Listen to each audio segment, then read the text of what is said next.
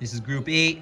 Our project is the Morse code converter. We will be printing onto this paper Morse code for hello world. We'll see the red light blink in that same Morse code, and the buzzer will sound for that. The string will be printing will be on this LCD screen over here. Got it.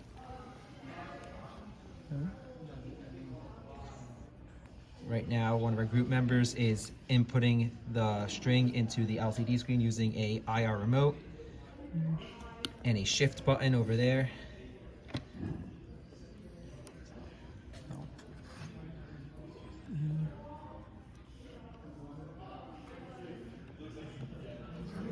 All right. And here it goes.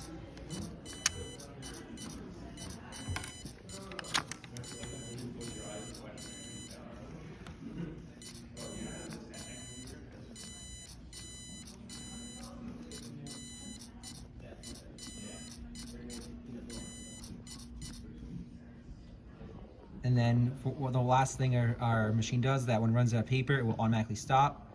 We're gonna type in a random string of characters that's long enough to make our thing stop, and to prove that works.